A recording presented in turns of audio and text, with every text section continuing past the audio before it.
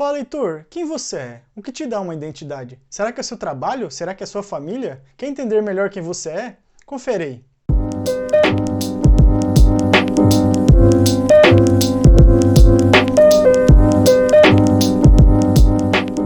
Então esse é o último vídeo da série em cima desse livro, C.S. Lewis, Richard Dawkins e o Sentido da Vida. Não queria que esse livro acabasse. Ele de fato é um livro muito bom.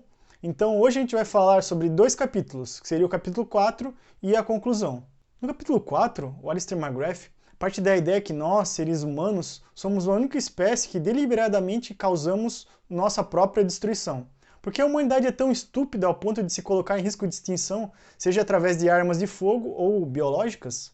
Ao contrário do que os humanistas sugerem, o homem não pode ser a medida de todas as coisas. O homem não pode ser júri e juiz ao mesmo tempo, porque facilmente encontra motivos egoístas para se beneficiar, mesmo que isso seja ruim para as outras pessoas. As guerras nos demonstram justamente isso. Tendo isso em mente, Alistair nos diz que precisamos ser autocríticos, desafiar nossa autoimagem e refletir os pontos fortes e fracos da natureza humana. Para isso, Alistair se utiliza da visão de Dawkins e a de Lewis para refletir a respeito desses pontos. Dawkins, em seu livro Gênio Egoísta, diz que os seres humanos são o resultado acidental e indesejado de um processo cego, cuja vida é influenciada e dirigida por forças genéticas que não compreendemos nem podemos controlar completamente. A ideia de Dawkins em seu livro é que os nossos genes são egoístas. O egoísmo é uma qualidade predominante a ser esperada de um gene bem-sucedido, sendo que esse egoísmo do gene gerará um egoísmo no comportamento individual. Ou seja, o egoísmo humano é uma predisposição genética sobre a qual não temos controle. Porém, Dawkins acredita que por mais que os nossos genes nos instruam a sermos egoístas, não temos obrigação de obedecê-los. Por isso, não somos generosos ou altruístas naturalmente. Temos então que aprender e desenvolver essa habilidade. Isso não é algo natural ao ser humano. Dawkins parte da ideia iluminista que depois que entendemos algo, podemos o dominar. Mas será que podemos nos dominar dessa maneira? Será que a nossa herança genética com seu egoísmo afeta o nosso desejo de dominar ou aprender algo que não é natural? Alistair comenta que essa narrativa do aprisionamento genético de Dawkins encontra muita ressonância com o cativeiro do pecado da narrativa cristã. Nos termos de Dawkins, a pergunta é se podemos nos libertar da influência destrutiva dos genes. Em termos teológicos, a pergunta seria se a conversão religiosa nos libertaria do nosso passado ou se isso permanece ao longo da nossa vida. Vejo que muita gente está assistindo os vídeos, mas não está deixando seu like aqui embaixo para que o conteúdo chegue mais gente. Então aproveita e já deixa o teu like aqui embaixo, não espera para o final. Por sua vez, Lewis é um crítico ferrenho quanto aos relatos reducionistas da natureza humana que reduz o ser humano a componentes químicos básicos ou biológicos, assim como Dawkins faz. Lewis desafia a validade e a utilidade dos relatos científicos reducionistas. Ele aceita que os relatos nos ajudam a entender aspectos da funcionalidade humana, mas argumenta que eles são incapazes de desvelar a imagem completa do que somos e por que estamos aqui.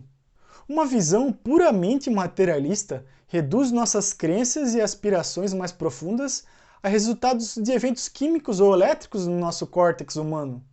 Ou seja, para Lewis, o relato científico é incompleto para explicar quem somos. É preciso um complemento mais profundo e que envolve o conhecimento do lugar ao qual realmente pertencemos e o que realmente significamos. Para Lewis, a fé cristã implica no reconhecimento de 2 mundos. O mundo real em que vivemos a vida presente e o outro mundo que conhecemos por antecipação e observação, sugerido por nossa experiência nesse mundo, mas que está além do nosso alcance. Lewis entende que no mundo real conseguimos discernir o frescor e a pureza da manhã, mas só nesse outro mundo é que seremos verdadeiramente refrescados e puros. A ciência pode explicar por que sentimos uma sensação, mas não pode explicar como essa sensação é para uma pessoa. Dawkins crê que o universo define os limites da realidade. Já Lewis crê que essa visão é semelhante aos escritos de Platão sobre a caverna, sobre um grupo de pessoas que viviam em uma caverna que era iluminada apenas por uma fogueira e que lançava sombras nas paredes. As pessoas acreditavam que aquilo que elas viviam, aquelas sombras, aquela fogueira, eram os limites da sua realidade, se ao menos tentava vislumbrar a existência de um mundo que era brilhantado por um sol e que possuía um ar fresco então que estava além daquelas paredes. Alistair observa que Dawkins acredita que por mais que lutemos contra o nosso gene egoísta, nunca poderemos eliminar essa propensão completamente. Já em Lewis, Alistair vê que Lewis é cauteloso nesse sentido e sustenta que devemos reconhecer o nosso aprisionamento no pecado. Lewis diz que estamos danificados e feridos e que não podemos nos curar a nós mesmos. Nesse sentido, tanto Dawkins quanto Lewis admitem as limitações humanas. Tendo esse cenário em vista, pessoas de um crescente movimento transhumanista sugerem que o avanço tecnológico da humanidade poderá prover a eliminação da influência genética na raça humana, tendo então a ciência como salvação. Já Lewis e os cristãos creem que pela fé adotamos uma nova maneira de pensar e de viver que não é da nossa própria autoria, mas abre caminho para nos tornarmos o que deveríamos de ser desde o início da criação. Já na conclusão do livro, que tem o título de A Busca do Significado, Alistair suscita o desejo do espírito humano de encontrar significado fora dos limites da sua existência material e física. Os seres humanos parecem ser guiados para encontrar o que está mais profundo do que o mundo empírico que os cerca. Alistair cita que Albert Einstein afirma algo importante relacionado ao escopo das ciências naturais, que diz que o método científico não pode nos ensinar nada além de como os fatos estão relacionados um com o outro e condicionados um pelo outro. O conhecimento do que é não abre diretamente a porta para o que deveria ser. Pode-se ter o conhecimento mais claro e mais completo do que é e ainda assim não ser capaz de deduzir disso qual é o objetivo das nossas aspirações humanas. Ou seja, tanto a identidade desse objetivo quanto a motivação para alcançar deve vir de outra fonte. Alistair cita o caso de Paul Kalanick, neurocirurgião que morreu de câncer de pulmão aos 37 anos.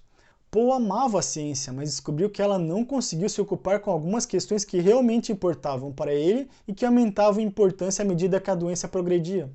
Paul escreveu que a ciência pode fornecer a forma mais prática de organizar dados de forma empírica e replicável, mas seu poder de fazer isso é prejudicado por sua incapacidade de alcançar os aspectos essenciais da vida humana, que é a esperança, o medo, o amor, a beleza, a honra, a fraqueza, o empenho, as virtudes. Paul argumenta que a ciência não tem realmente relação com a explicação, mas com reduzir fenômenos a unidades que possam ser gerenciadas. Porém, para lidar com a complexidade da vida, precisamos de mais que ciência. Por fim, devemos saber como nós e o universo funcionamos. No entanto, também precisamos saber o que significamos. Para Lewis, a narrativa cristã nos permite unir a funcionalidade e o significado do universo. Ficou alguma dúvida? Deixa aqui nos comentários. Se você gostou, compartilha para que esse conteúdo possa alcançar mais gente. Outra coisa, me sugere aí um livro que você gostaria de ver, uma série de vídeos, assim como eu fiz com o livro do McGrath. Valeu, até a próxima!